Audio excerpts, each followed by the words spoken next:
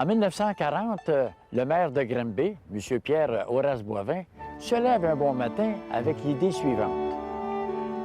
Il manque quelque chose à Granby pour attirer encore plus de visiteurs. De fait, il manquait quoi? Il manquait le zoo de Granby. Et c'est à ce moment-là, justement, que le maire a eu l'idée. Comment faire un zoo? Alors, lors d'une de ces conférences, de ces multiples conférences qu'il faisait devant différents organismes, il lance donc l'idée d'avoir un zoo à Granby. Les journalistes présents écrivent, bien entendu, dans le journal le lendemain, que le maire de Granby rêve d'avoir un zoo. Ça donne quoi comme résultat? Un bon matin, un cultivateur téléphone à M. Boivin puis lui dit « Monsieur le maire, j'ai une poule à 3 pattes chez moi. Si ça vous tente, je vais vous la donner, puis vous en ferez ce que vous voudrez. Ce sera peut-être le début du zoo. » Alors, effectivement, le cultivateur va porter la poule à la résidence Boivin, mais on fait quoi avec une poule à 3 pattes? M. Boivin y pense. Il l'installe sur sa terrasse, sur le gazon, avec un piquet planté, puis une corde d'à peu près 3-4 pieds, afin que la poule ne puisse pas aller plus loin.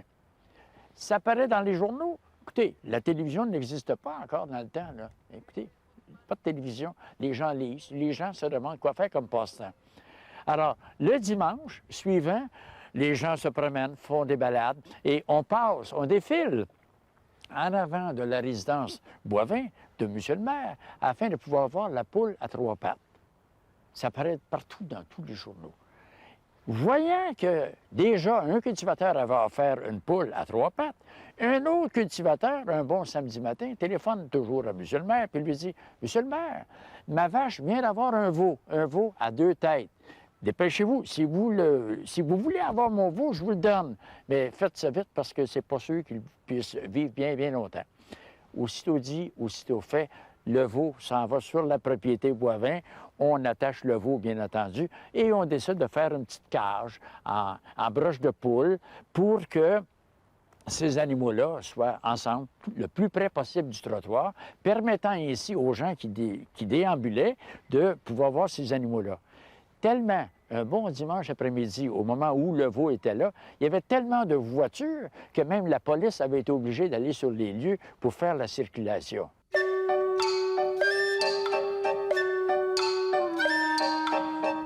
C'est ainsi que le zoo de Granby est né.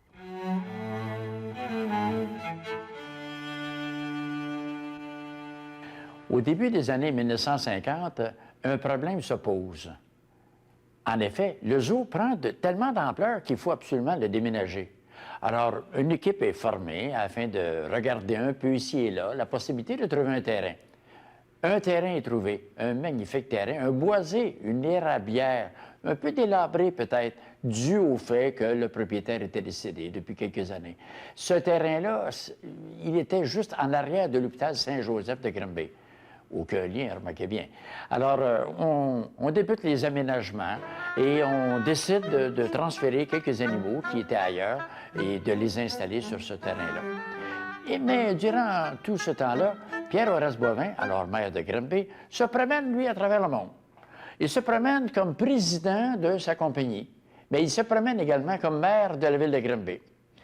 M. Boivin rencontre des présidents de différents pays, des décideurs, surtout des décideurs, parce qu'il a appris quelque chose. Celui qui porte le titre n'est pas nécessairement le grand décideur. Alors, il ferait avec des décideurs. Et M. Boivin, maire de Granby du temps, ne se gênera pas pour inviter les gens à venir à Granby visiter. Visiter quoi? Visiter la ville, mais visiter aussi le zoo de Granby. Régulièrement, il invitera ces gens à envoyer des animaux au zoo. Ne vous gênez pas, envoyez-nous des animaux. En échange, on va vous en envoyer. Et c'est là qu'officiellement, il y a eu quantité d'échanges qui se sont faits. À un moment donné, le prince Régnier de Monaco se marie avec Grace Kelly, Grace de Monaco que nous appelons. Alors, M. Boivin, dans toute la sagesse que nous avons connue dans cet homme, décide donc d'envoyer un cadeau princier au couple Régnier.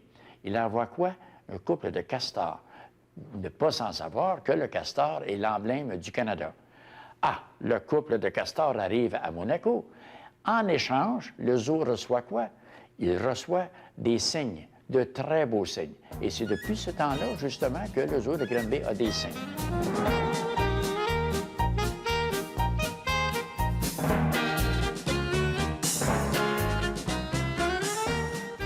Un zoo, il y a des grands animaux, des gros animaux. Alors, un bon matin, le maire de Granby se réveille et il dit « J'ai fait un rêve.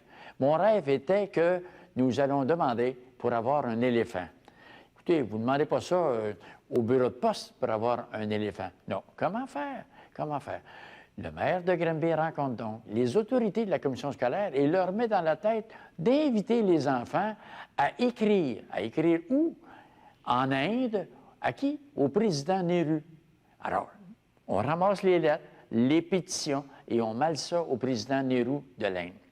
Quelque temps par après, le maire de Granby reçoit une confirmation qu'un éléphant s'en vient. Imaginez-vous, on ne parle pas d'un éléphanteau, là, un gros éléphant. L'éléphant arrive à Montréal. De Montréal, il est transporté à Granby. À l'entrée ouest de la ville, on décide d'organiser une parade. Une parade, oui, oui, une parade. Écoutez, on reçoit un éléphant, c'est pas n'importe quoi. Une parade dans laquelle il y a des majorettes, il y a l'harmonie de Granby, il y a des convertibles. Les présidents des associations de Granby sont tous invités à venir faire partie du défilé. La parade se met en branle. On défile sur la rue principale et les gens étaient sur le trottoir, parce que ça avait été annoncé dans les journaux, et les gens étaient sur le trottoir pour voir passer la parade, voir l'éléphant. C'est une pièce, c'est une belle pièce. Et une fois rendu à l'hôtel de ville, les membres du conseil municipal étaient là pour souhaiter la bienvenue à l'éléphant. Pauvre éléphant, il n'y avait pas de nom. Ah, on lance donc un concours. Et ce concours-là était justement dans le but de trouver le nom pour l'éléphant. Depuis ce temps-là, l'éléphant s'appelle Ambika.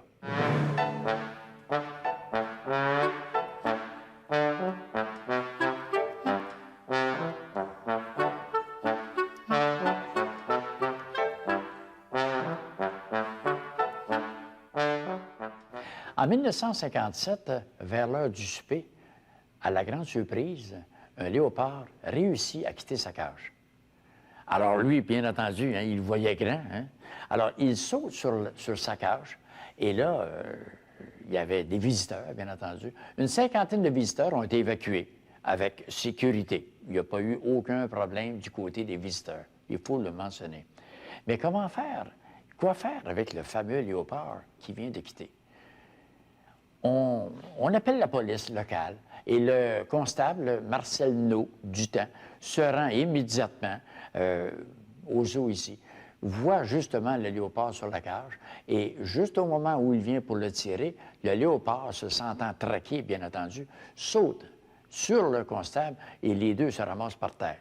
Mais pas plus de dommages que ça. Le constable No a eu quelques graffinures sur la joue, puis ça a fini là.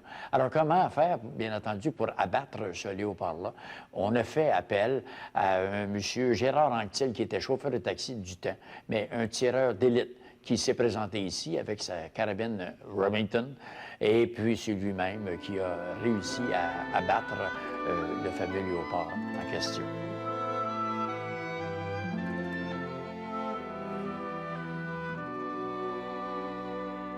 Dans un zoo, bien entendu, il y a une variété d'animaux. Vous m'avez entendu souvent répéter ça. Mais dans un zoo, il y a souvent un personnage, un animal un peu spécial. Au zoo de Granby, il y a un gorille, des gorilles, des gorilles.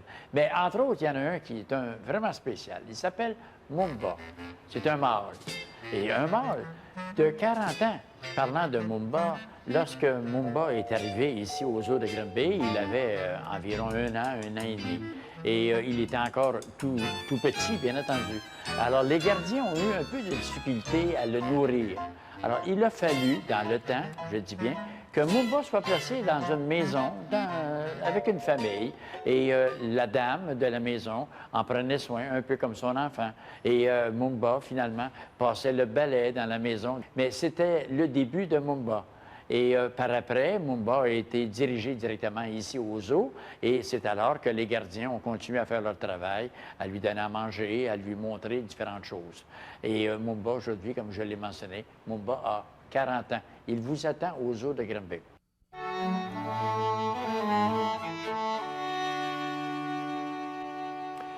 Au départ, c'était la poule à trois pattes, c'était le veau à deux têtes. Ça a bien changé. Il y avait une dizaine de mille personnes qui venaient annuellement visiter ça.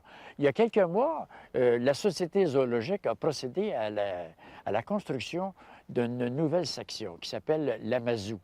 Alors, l'Amazou a forcément attiré quantité de gens et il n'est pas rare de voir jusqu'à 16 000 personnes par jour qui viennent visiter le zoo.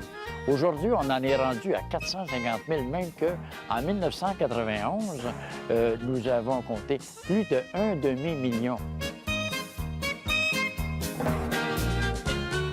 J'ai personnellement visité certains zoos à travers le monde.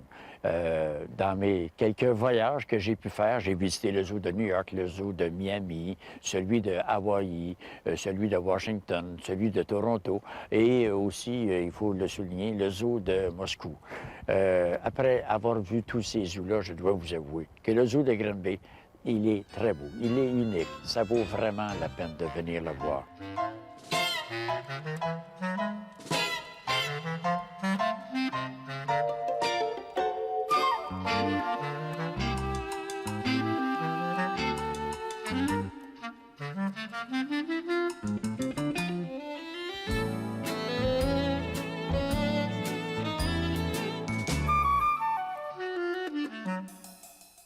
Oui, on est loin de la poule à trois pattes et du veau à deux têtes.